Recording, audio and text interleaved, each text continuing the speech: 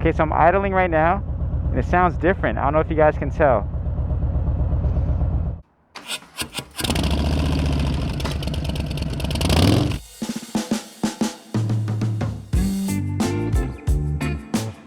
If you've ever found yourself in prolonged idle conditions or traffic congestion getting to work while riding your Harley-Davidson, then there's a cool feature you might want to check out. The Engine Idle Temperature Management System, EITMS, can provide limited cooling of the rear cylinder. When the engine temperature exceeds a temperature threshold, EITMS turns off the rear cylinder fuel injector. The rear cylinder then acts as an air pump to cool the engine. In addition to the temperature threshold, the throttle must be at idle, the vehicle speed under 1 mile per hour, and the engine speed under 1200 RPMs. Once these 4 conditions have been met, then EITMS turns on.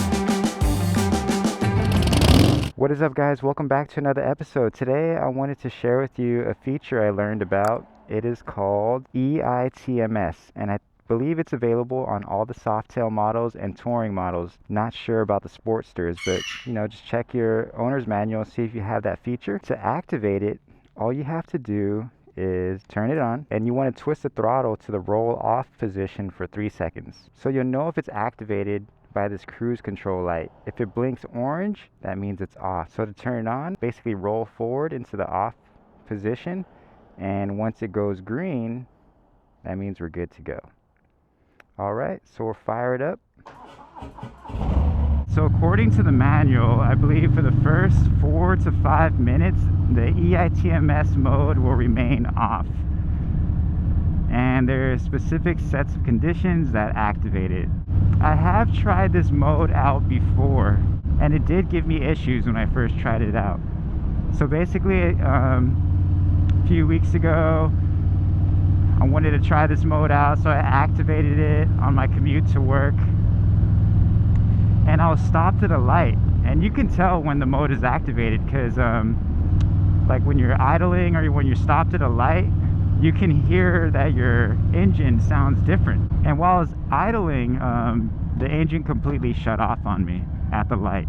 And I have a few theories on why that happened. I think it happened because I have an aftermarket slip-on exhaust, and I never tuned my bike, so my engine is probably running hotter than it needs to be, or since I haven't had it tuned, it's kind of messing with the ratio and the way that this system reads the engine temperature. So for some reason it cut off the engine. So let me know if you guys have any experiences with EITMS mode. Try activating it or deactivating it and see if you notice any differences.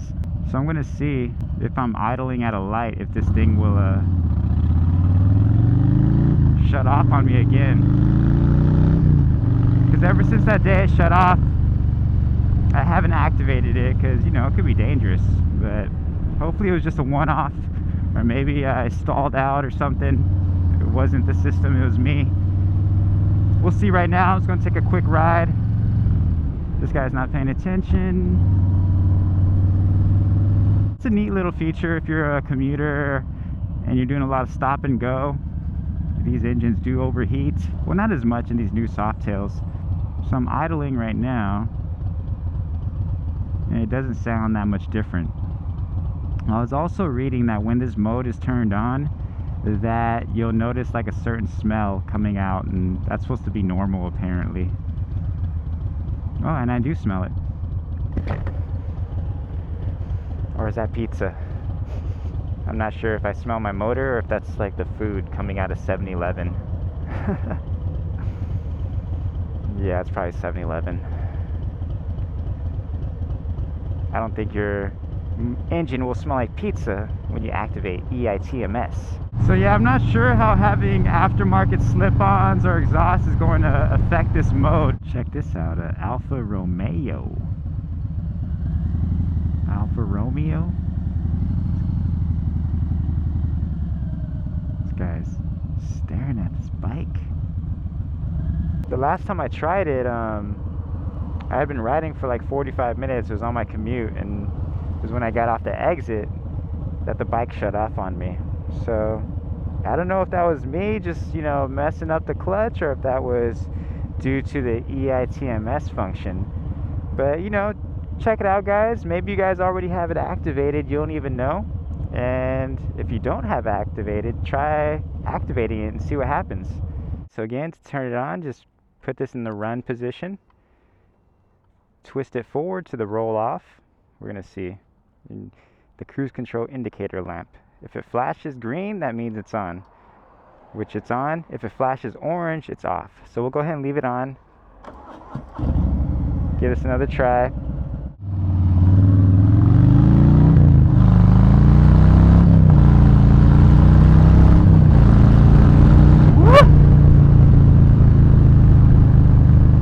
Alright guys, so no issues, but I really didn't have any like stop and go traffic. I'm gonna give this another try like on my work day when I commute to work and there's more stop and go traffic, as you can see in my last video. So we'll see if there's any issues. Okay, so I'm idling right now and it sounds different. I don't know if you guys can tell. Yeah, and there's a little bit of a weird smell coming out, supposedly normal, but I don't know if you can hear the difference. I hear it. It doesn't sound the same.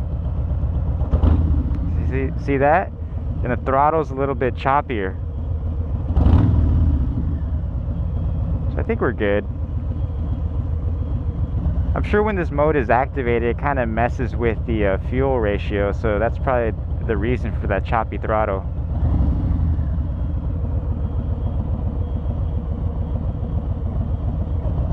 There it goes.